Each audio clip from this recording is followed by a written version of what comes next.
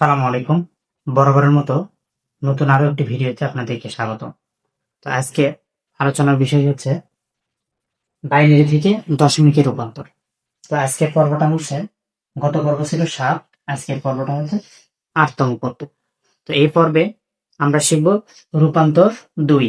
এর আগে শিখেছিলাম আমরা রূপান্তর 1। তো 7 নাম্বার ভিডিও পর্যন্ত আমরা রূপান্তর 1 শেষ করে ফেলেছি। আজকে আমরা নতুন রূপান্তর শিখব। আমি যে 3টে রূপান্তর দিতে চেয়েছিলাম তার মধ্যে আজকে হচ্ছে রূপান্তর 2। তো রূপান্তর 1 এর বিষয় ছিল দশমিক থেকে আদার্সের রূপান্তর, আর আজকে শিখবো আমরা আদার্স থেকে দশমিকের রূপান্তর। ঠিক আছে বিষয়টা? তো আদার্স থেকে আমরা দশমিকে যাব। আদার্স বলতে আমি বুঝেছি, আমি প্রথম ভিডিওতে বলেছিলাম যে আদার্স বলতে আমরা বোঝাতে চাচ্ছি যে দশমিক ছাড়া বাকি যে 3টে সংখ্যা পদ্ধতি, অর্থাৎ বাইনারি, অক্টাল, হেক্সাডেসিমাল। তো আমরা এখন আজকে রূপান্তর হব বাইনারি থেকে দশমিক।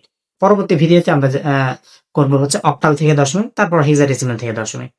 তো আমরা যখন এই বাইনারি থেকে দশমিকে রূপান্তর করব, তখন আমাদের এই বাইনারি সংখ্যাটা থেকে দশমিকে যাওয়ার জন্য একটা সূত্র আছে। এর রূপান্তর একই কিন্তু কোনো সূত্র ছিল না, কিন্তু এখানে আমাদের একটা সূত্র ফলো করতে হবে। সূত্রটা কি আমি এখানে পাশে লিখে রেখেছি, আপনারা নোট করে রাখবেন। প্রদত্ত অঙ্ক গুণন বেস, তার উপর কি ঘাত বা পাওয়া। ঠিক আছে? তো তার আগে আমি একটা জিনিস বলে নিতে চাই। তো যদি কখনো এরকম কোনো সংখ্যা থাকে 1 1 0 1 1 এরকম এরকম যখন দশমিক সহজ কোনো বাইনারি সংখ্যা থাকবে, তখন আমাদের বুঝে নিতে হবে যে দশমিকের আগে যে সংখ্যাগুলো থাকবে এটা পাওয়ার গুলো আমরা এইভাবে দিব 1 6 0 1 2 3 4, এইভাবে দশমিক থেকে বাম দিকে পাওয়ার গুলো বাইরে এক এক করে। আর আমি যে ঘাত বলতে কি বুঝেছি আমি কিন্তু সেটা বুঝাচ্ছি। হ্যাঁ, তো দশমিকের পরে যেগুলো থাকবে এগুলো মাইনাস আকারে থাকবে, তবে সেটা 0 থেকে শুরু হবে না। দশমিকের আগের সংখ্যাগুলো আমরা 0 থেকে স্টার্ট করব নাম্বারিং করা, ওপরের পাওয়ার গুলো।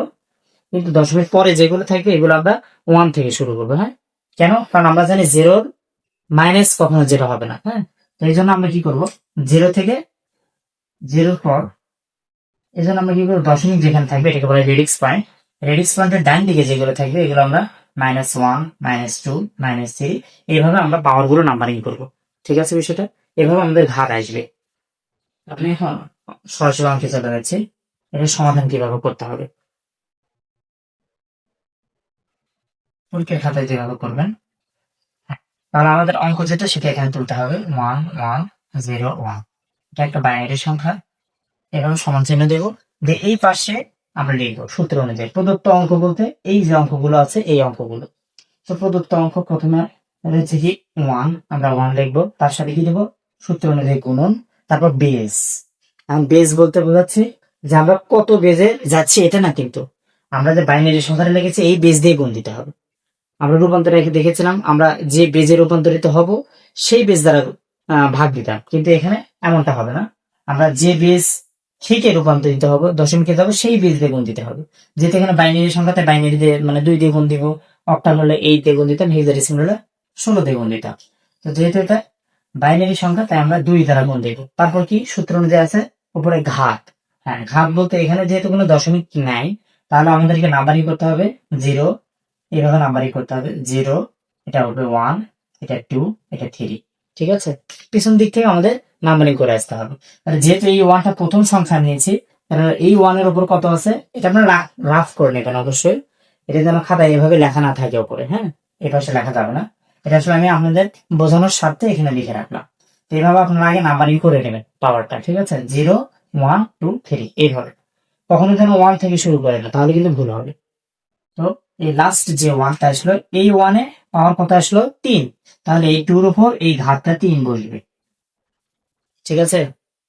তো এরপর আমরা কি করবো, যেহেতু এটা হয়ে গেছে প্রথম অঙ্ক শেষ, সূত্র ফেলানো শেষ, এটা একটা ব্র্যাকেটে রেখে দেবো। তারপর আমরা একটা প্লাস নিয়ে আসবো, প্লাস, এটা খেয়াল রাখবে।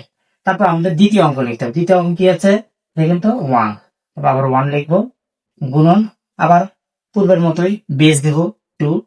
এই 1 এর উপর পাওয়ার কত ধরা আছে 2, তাহলে এটার উপর পাওয়ার দেবো আমরা 2।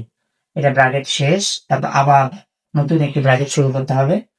এই জন্য প্লাস দিলাম। এখানে কি আছে বলুন তো 0, তাহলে আমি এখানে 0ই লিখবো। হ্যাঁ, তারপর কি আমাদের সূত্র অনুযায়ী গুণ দিতে হবে, তারপর বেস 2 আমরা জানি, পাওয়ার কত, এই জিরোর পাওয়ার কত ধরা আছে 1, তাই আমরা 1 লিখে দেব। ঠিক আছে, এটা ব্র্যাকেট ক্লোজ করে দেব।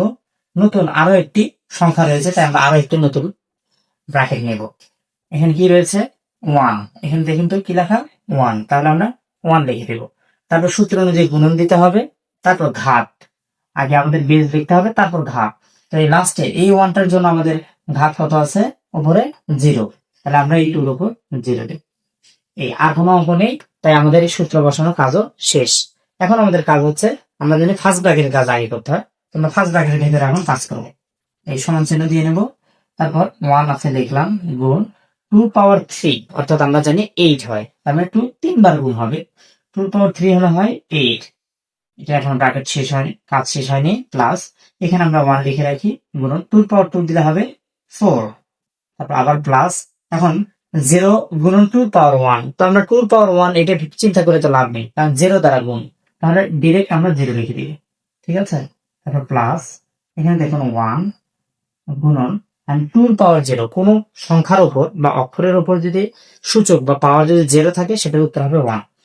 যদি কখন দেখেন এর পাওয়ার 0, তাহলে এটার উত্তর হবে 1। এখানে কত উপর আছে 2 উপর 0, তাহলে এটার উত্তর হবে কি 1। এটা মনে রাখবেন, এটা একটা সূচকের অঙ্ক। কোনো কিছুর উপর পাওয়ার 0 থাকা মানে সেটার উত্তর আসবে 1।